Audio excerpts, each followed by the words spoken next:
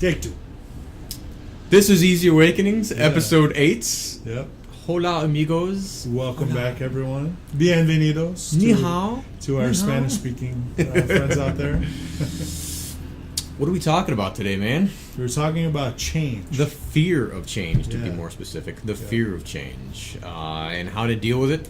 The pros and the cons to the whole thing. And, give you guys some pointers on, how to go about, I think, keeping a stable mind when it comes to change. And getting rid of some of the fear, because change is something we all deal with. It's something everyone has to go through, and it can freak us all the hell out. So. So it becomes like the boogeyman. So we want to definitely take the boogie out of it. Even though I like to boogie, but no, seriously. But just exposing what lies beneath the truth of it. I mean, it's I guess a good way to start with this one is to see that the mind itself is always uncomfortable with the unknown. What it doesn't know, it can very easily be afraid of, and it is very easy to stay in a situation that even if the situation is bad. Right? Yeah, because it's familiar. Exactly. Right? So it is the known, even though it's something that's very uncomfortable, but it's something that we can count on. Exactly. It's almost like, people who stay in abusive relationships, we've all kind of seen this before, or at least heard of it, where you're like, why are you in that still? This person's really bad for you. That guy's he's an asshole. Exactly. Right? He's an asshole. She's a bitch. Pick one. But that's the thing. We see that, we see some of the, like our friends or our family are going out with certain people. And we wonder why that they're going out with that person.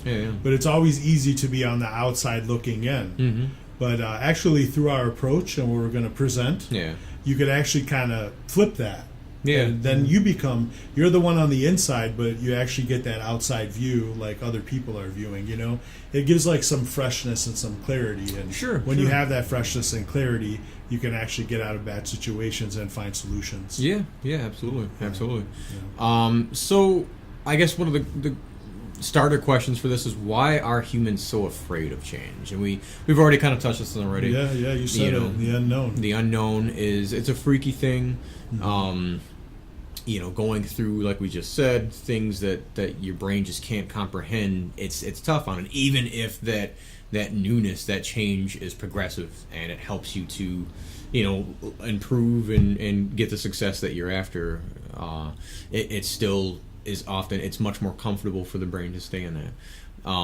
There's like, you're very perplexed, and it's easy, like through your own brain, you want to find some sort of answer, and you'll kind of grab on and hold on to just about anything, even if it's unhealthy. It's still something that you're using to cope with the situation. And that not knowing is so threatening to the ego, I would say, that we would just grab onto anything, even if it's something that's bad for us. Exactly. And that's the other thing too. I mean, I guess that's like, is change a bad thing? Is it a good thing? I mean, that really depends on the situation, I would say that there's quite often a natural sort of evolution to life, and sometimes life brings us change that may seem bad at the time, but may actually be quite good. Let's say you're working for a company and you hate the company, you can't stand doing it, and all of a sudden you're forced out, and it may be a very freaky thing to deal with, but then it's like, well, wait a minute, then you find something better later on. Although in between that, you're dealing with the fear of the unknown, but that unknown may even just push you to do something better. It creates this great opportunity for openness and something new to come into your life.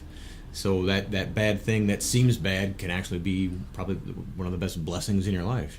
Yeah, sometimes we kind of keep going and telling ourselves, or it's not that bad, or something else will come along, and then it may get worse, and then something else doesn't come along. So what do? We just kind of stay in the situation.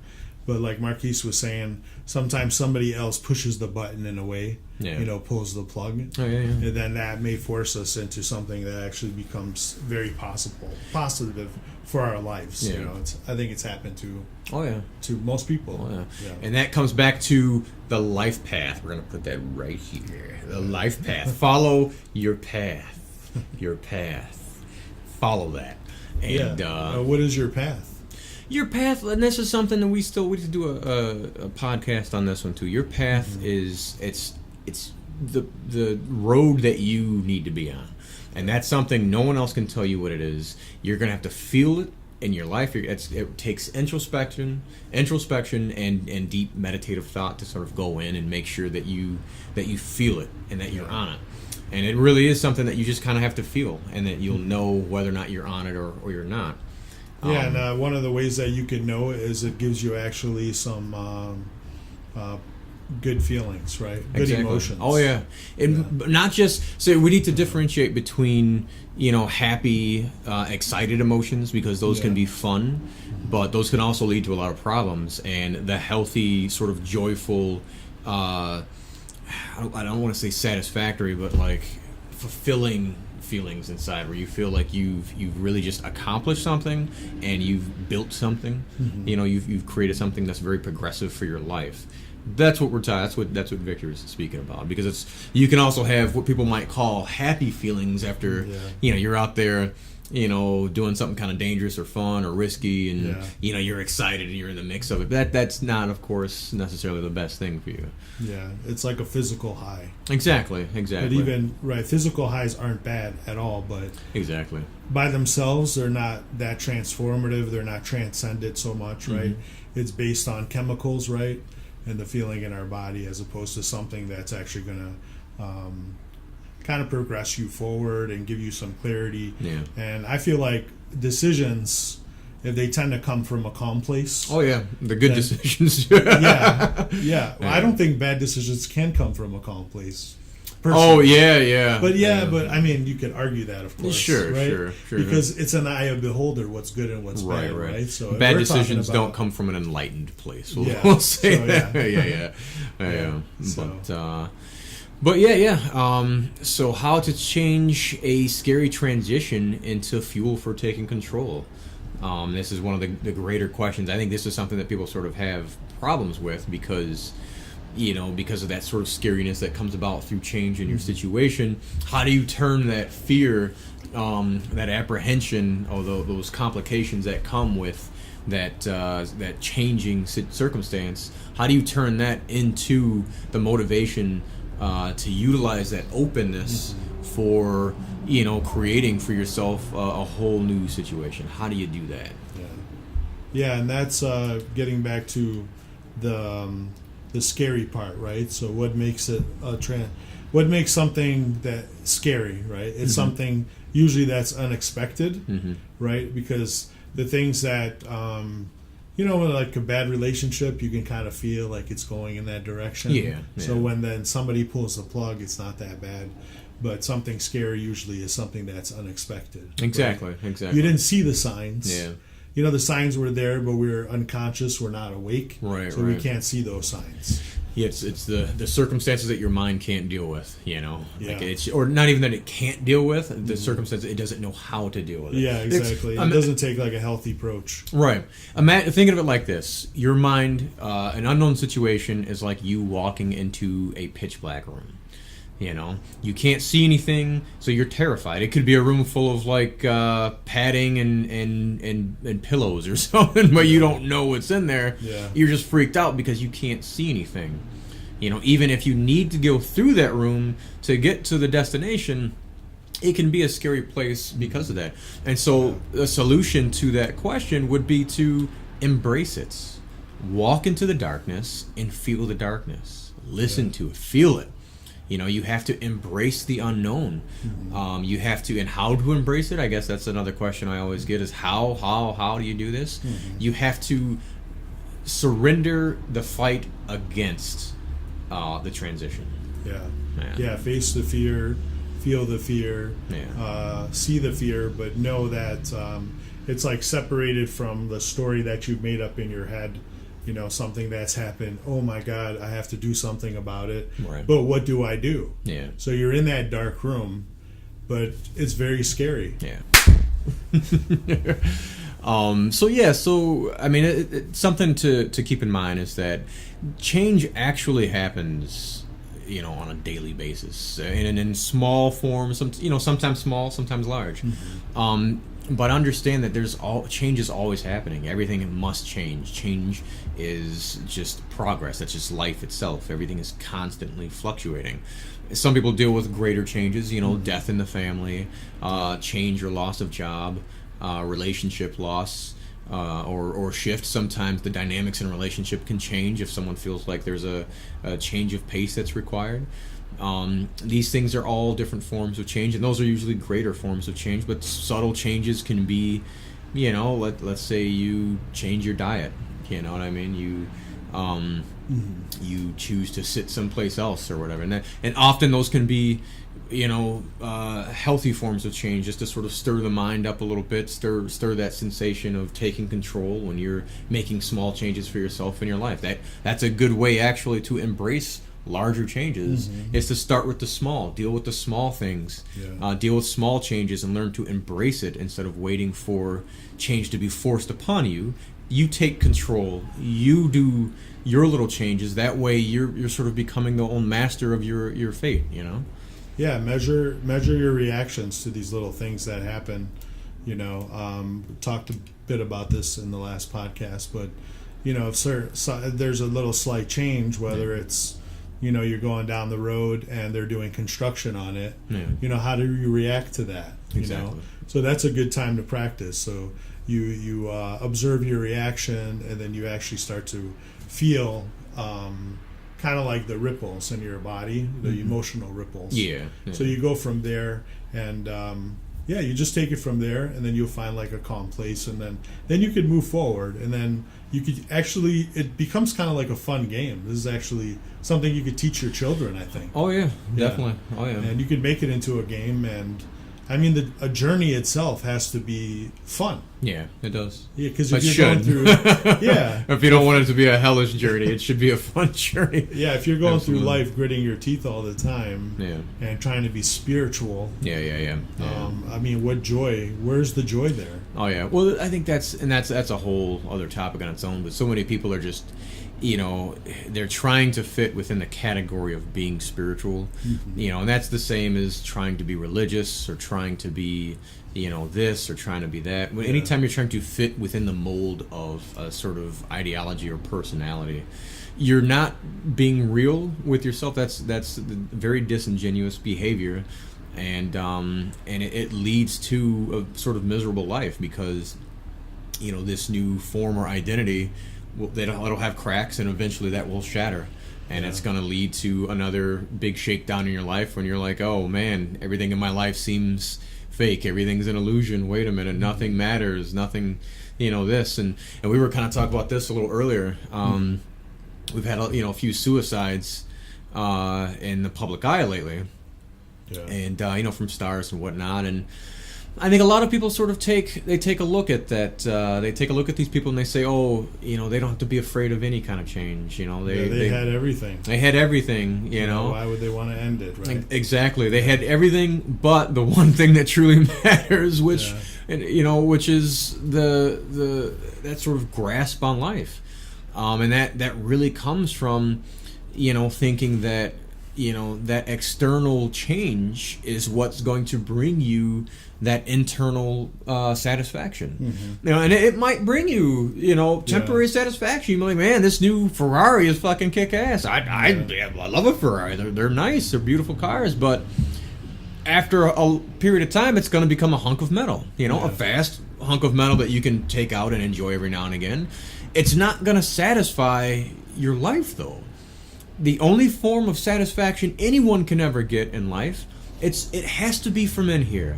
Yeah. It has to be from acceptance and appreciation of what is. Yeah, because a lot of those things are just meant to serve as a vehicle just to wake up. Exactly. So you can enjoy all those things, and they're really nice. Getting new this or new that, being with a new person. Yeah. and enjoying that honeymoon or whatever. Yep. But remember, it's really just part of the process of waking up. So if you get out of that excitement, it gets too much for you, right? Then that's actually a really good cue to go back and just sort of go back within, seeing what's going on within yourself, and make sure you're on your path. There. Exactly. Absolutely. Yeah, you could always get back on. Yep. There's not anything really that you could have done, really, that would take you off so much that it's the end. Oh yeah, and that's, I guess that kind of plays into the whole why are humans so afraid of change, is that fear of failure. We often go back to this. It's there's such a fear of failure within humanity, and this is something no matter how far along your own path that you get, that fear of failure will actually always be there to some form, some degree, because when you're trying to succeed, you don't want to deal with the failure. Yeah. Because you feel like you've crumbled, your identity has fallen to some degree. Is that fear? It's it's kind of presenting itself. Yeah, and people are watching us all the time. Exactly. So failure even seems worse when it's in front of other people. Oh well, your mind. It's so funny. You think if you pay attention to your mind when it does this. Next time you're in a crowd, pay attention to your mind and see just what your mind does. It will take itself and split it into every little personality that it sees in the audience or that's surrounding you, and it will imagine other people looking at you, and that's where all those problems... who gives a shit that they're actually looking at you? That really has no effect on you. It's you projecting yourself into them looking at you. It's really... That's a whole other podcast. That's a great I know. thing. It's the weirdest thing, but that's actually how it functions. Yeah. And the more you go into it, the more you realize that, whoa, it's just really just like a mental projection. That's really all it is. Oh yeah. And it actually doesn't, by itself, it actually doesn't have a lot of power. No, not at all. But it's through our emotions and the scariness and the fear. Yeah. That's why it seems so powerful, and it can take us off our path. Oh yeah. Right? Oh yeah. So, and then certain things can get us back on, right? Certain people that are inspirational, our friends, right, can get us back on the path. But the thing is you get back on. That's the important thing. Yeah, finding a source of, like Victor said, of inspiration that can lead you back on. Because once, it's almost like anger or sadness. It's easy to say, I don't want to be sad, or I'm working on my anger, or I'm fixed, fill in the blank, whatever. It's easy to say that these are things that you're going to do. And it's easy to work on those things before they happen, but once you sort of get triggered into, being stuck in that mind or mental mode, you can't just back out of it. Once the anger's triggered, you're lost in it, and that's why you got angry. Or the sadness, once you're just heaving tears or whatever, that's when you're already stuck in that mode. So don't fight then. Don't get into the mode of combating that, but allow yourself to get back and then practice those modes of meditation and calmness before you reach and humans are used to making things so dramatic and blown out of all proportion.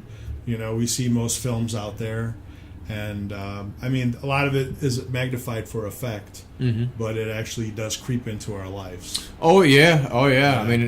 You take a look around society today, and you see a lot of people they're virtually sort of reenacting television shows that they've seen. Why do you think reality stars are so popular and they tell us what to do? Because you actually think it's real. They're living their real life. It's real life friends. But they become like a caricature of themselves. Oh yeah. So how do we separate that? Yeah. Right? So we view them as real, and that's real. And then because we can't lead our own lives, we're actually looking to somebody else to tell us what to do. Yeah. And it's so important that when you do go within a lot more, you kind of take that power back. You see the illusions, you see the false that's right in front of your face. Yeah. And then the best thing... If you can hear that. Loud car driving by. The best thing is that light bulb that goes off, and it's such a freeing thing. And you'll feel it on some level every day, but it's so satisfying to me. Oh yeah, absolutely. Yeah, it's so satisfying. It's so satisfying to know that, right? Yeah. To feel the truth. It's like it's I don't know. It's like a pulsing energy that's unleashed from within. Well, especially when you know, and this when you're going through these sorts of life change, when the big changes start to come out, and you feel all of that tension and everything sort of bottled up. When you get to a point when you really just surrender to it and you say, whatever's going to happen is about to happen. When I can do something about it, I will do something about it. Yeah. When you surrender to that, it's the most freeing sensation ever.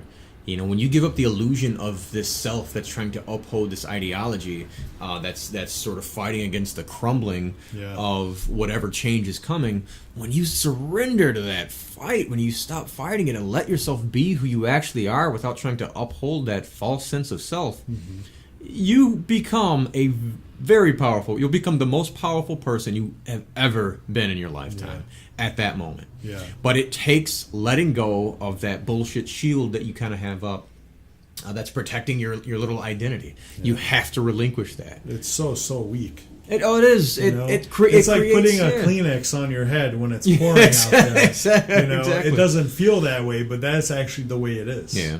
Yeah. It's and it makes you much more vulnerable, anyways. It's almost like the rain itself coming down. You know, I mean, it's. I love the rain. Get wet. You know, I don't know.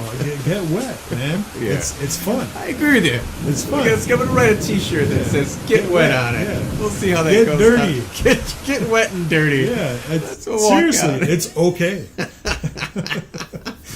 I have a dirtier mind than you have. Yeah, get wet. Yeah. Go on, get the T-shirts. Yeah. T-shirts. We're gonna print that out. It's gonna be okay, everyone. I promise. Yeah. All right. So when is change necessary in our lives? I think there are 4 sort of bullet points that we can hit on. They're pretty basic. Yeah, we talked about, I think, a couple of them. Yeah. But go ahead. Yeah. So, when joy is no longer present, you feel that you've stepped off your path. Something inside of you just says it's time to go, and or life makes it happen. That's the funny thing is when you've sort of been off your path for too much and life forces some change onto you. Yeah. And health is a casualty of stress from the circumstance, often job, maybe even relationships. Relationships you don't have to just get out of right away because they're easier to change, I think, than a job or circumstances when there are so many other people surrounding you. Yeah, So sometimes, not all. I mean, sometimes they say it's easy getting in, it's hard to get out. Oh, sometimes. Well, I mean, in terms. But there are definitely levels. For sure. It's easier to walk up to your partner and communicate with them and say, "Hey, let's work on this," than it is to just walk up to the CEO of whatever, ExxonMobil or something, and be like, "Dude, your fucking practice for selling oil is bullshit. Quit charging people too much." They're not gonna, you know what I mean. So, but that's what I mean. So yeah. But no, relationships are. We got to do a relationship. Well, because I was saying, because you're so emotionally invested. Yeah. And if you're tied up in those emotions and some of those negative energy, and then things are kind of tied around it, and like how far you've gone, right? You've introduced them to your family. Your family likes that person. You know what I mean? You get like so deep that sometimes it's difficult to just cut the ties. So I guess to recap from this, so how to make sure that you take a scary situation of change, how to take scary change and transition it into fuel to take control. Going within into damage control so that you don't get freaked out too much. Surrendering to what is. Seeing the possibilities of what can come if you embrace the change. Understanding that in order for greatness to happen, we must let the old fade away and embrace the unknown. Yeah, and the more clear you are after you've done some of those things, you actually see a lot more possibilities. You see the positive, and then you actually see the change as something that's going to be beneficial to your life. Who knows? Maybe even beneficial to other people. Yeah, absolutely. Yeah. Well, thanks for watching, guys. We appreciate it. Yeah, that was fast. Fast for me. For us, all 35, 40 minutes. But like and subscribe, like, share the hell out of this. Right here. Push it out. Like and subscribe. But thanks for watching. We'll see you guys soon. Thank you. you for listening, everyone.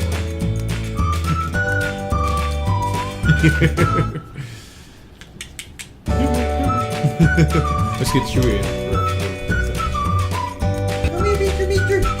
Come here, buddy.